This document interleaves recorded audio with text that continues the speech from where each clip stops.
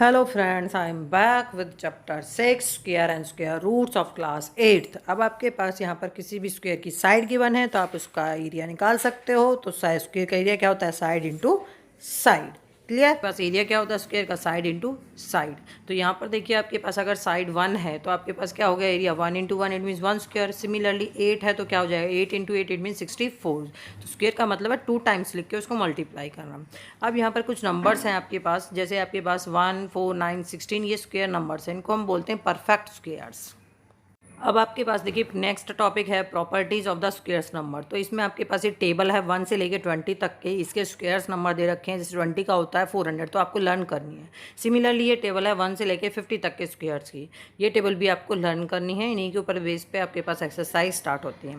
Next topic है आपके पास, जैसे आपके पास 1 0 है तो उसका स्क्वायर करते हो तो क्या हो जाता है? 2 0। अगर 2 0 है तो क्या हो जाएगा उसके स्क्वायर्स में? 4 0। तो आपको ध्यान रखना है।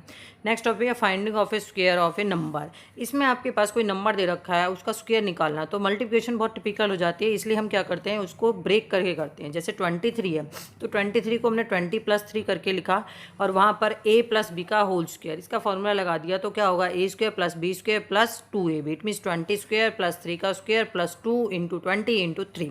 आपके पास सॉल्व करके क्या आ जाएगा? 529। इसी तरीके से आप किसी का भी निकाल सकते हो।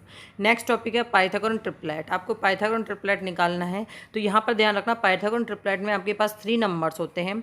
एक होता है आपके पास 2m, दूसरा होता है m² - 1, तीसरा होता है m² + 1। तो इसको पाइथागोरन ट्रिपलेट बोलते हैं। अगर जैसे क्वेश्चन लेते हैं हम, right Pythagorean triplet whose smallest number is 8। तो इसमें जो सबसे स्मॉलेस्ट इसमें 2m है, तो हम क्या लेके चलेंगे? 2m को इक्वल लेके चलेंगे किसके? 8 की। तो 2m = 8। m की वैल्यू क्या आ गई यहाँ से? 4। देन m² - 1 निकालेंगे तो 4² - 1 इट मीन 16 - 1, क्या आंसर आ गया? 15। इसी तरीके से m² + 1 निकालेंगे, इट मीन्स 4² + 1 इट मीन्स 16 + 1 17। तो आपके पास 8 जो आपके पास था गिवन नंबर और 15 एंड 17 ये क्या हो जाएंगे? Pythagorean triplet. क्लियर? अब नेक्स्ट आपके पास टॉपिक आता है स्क्वायर रूट। स्क्वायर रूट को कैसे निकाल? जैसे 1 का स्क्वायर होता है 1, 2 का स्क्वायर 4। तो अगर हम 4 के ऊपर स्क्वायर रूट, ये स्क्वायर रूट का साइन होता है, ये स्क्वायर रूट लगा देते हैं तो सीधा आपके पास आंसर क्या हो जाता है? 2। इसी तरीके से 25 किसका स्क्वायर होता था? 5 का। तो 25 का स्क्वायर रूट क्या हो जाएगा? 5। ये आपको लर्न करने हैं। नेक्स्ट टॉपिक है find square roots through repeated subtraction. Repeated subtraction से आपको स्क्वायर रूट निकालना है। जैसे 81 का निकालना है तो आपको क्या करना है? ऑड नंबर्स इसमें से सब्ट्रैक्ट करते हुए चलना है। 81 में से -1 सब्ट्रैक्ट किया 80, फिर 80 में से नेक्स्ट ऑड नंबर क्या है?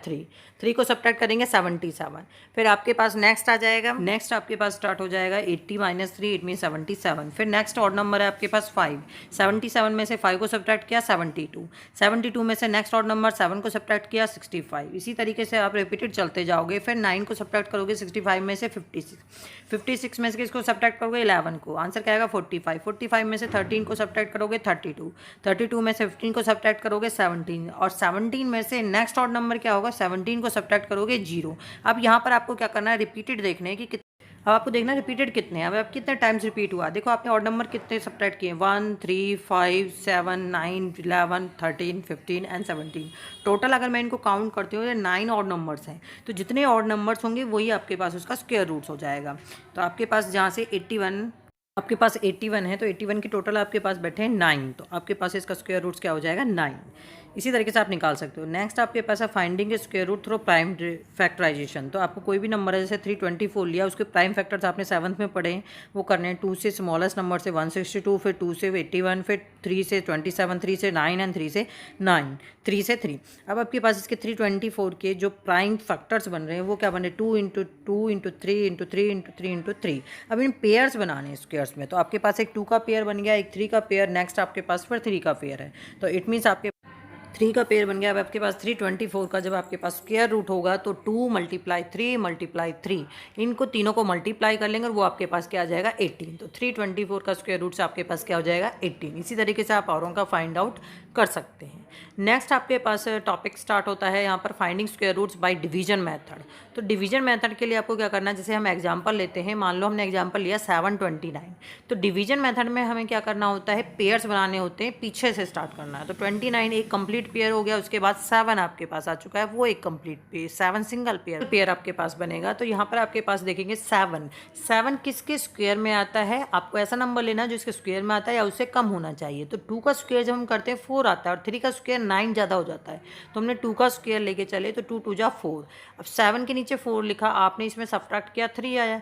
अब जो 2 और 2 है उनको आपस में आपको ऐड करना है, तो 2 और 2 ऐड किया, कितना आ गया 44। अब यहाँ से आपके पास इसमें सिंपल डिवीजन जो होती है उसमें तो आप सिंगल टर्म नोट डाउन करते हो, लेकिन यहाँ पे पेयर का पेयर कंप्लीट नोट डाउन करोगे। तो 29 को आपने नोट डाउन कर लिया। अब ये नंबर क्या बन गया 329। अब इधर 4 है, तो आप इस लास्ट डिजिट क्या है आपके पास 9 किसके है आपके पास 9 में देखिए, अब 329 हो गया। तो 9 किसके स्क्वायर में आता है, 7 के स्क्वायर में और 3 के स्क्वायर में। तो आप सबसे पहले 4 के साथ 3 लिख के देखेंगे और 3 से ही मल्टीप्लाई करके देखेंगे। अगर वो नंबर कम आ रहा है तो 4 के साथ 7 लिखेंगे और 7 से ही मल्टीप्लाई करेंगे। इट मीन्स 47 को आपने 7 से मल्टीप्लाई किया, वो क्या आ गया 329। तो 7 ही ऊपर लिखा है, 7 ही नीचे लिखा है। तो आपके पास यहाँ पे डिवीजन मेथड से 729 का स्क्वायर रूट्स क्या आ गया 27। इसी तरीके से आप जैसे आपके पास 4 डिजिट ले लेते हैं, तो आपके पास हमने लिया 1296। तो इसी तरीके से आपको सॉल्व करना है 1296 को सबसे पहले पेयर अप करेंगे। 96 एक पेयर हो गया, फिर 12 एक कंप्लीट पेयर हो गया। तब आपके पास 3 का स्क्वायर करेंगे तो 9 आता है, वो कम है। 4 का स्क्वायर 16 ज़्यादा हो जाएगा, तो 3 3 जा 9 लिखा। 12 में से 9 को सब्ट्रैक्ट किया, 3 आपके पास रिमाइंडर रह गया। 96 को आपने कंप्लीट नोट डाउन कर लिया, ये 396 हो गया। 3 और 3 को हम ऐड करेंगे, वो क्या हो जाएगा 6। अब हमने 6 के साथ 6 नंबर 66 को 6 से मल्टीप्लाई किया तो आपके पास कंप्लीट आ जाता है। इसी तरीके से 1296 का स्क्वायर रूट्स क्या हो जाएगा 36। इसी तरीके से आपके पास अगर डेसिमल आते हैं तो डेसिमल में भी बिल्कुल इसी तरीके से करना है। जैसे 12.25 दे रखा है, तो सिंपल आपको डिवीजन मेथड अप्लाई करना है और बस जो डेसिमल आपको लगाना है वो कहाँ लगाना है, जो आंसर आता है। जैसे 3 के बाद जो आपके पास डेसिमल लगा, क्योंकि 12 आपका कंप्लीट हो चुका है। नाउ आपके पास देखिए यहाँ पर आपके पास कर लिया है कंप्लीट, आपने 3 के बाद डेसिमल लगा दिया है। ये आपके पास 6 चैप्टर का इंट्रोडक्शन था, तो आपको ये ध्यान से करना है अच्छी तरीके से, तभी आपको ढंग से क्लियर हो पाएगा। ये इंट्रोडक्शन वीडियो, इसमें से आपको कुछ भी फेयर नोटबुक पे नोट डाउन नहीं करना है। Thank you for watching my video.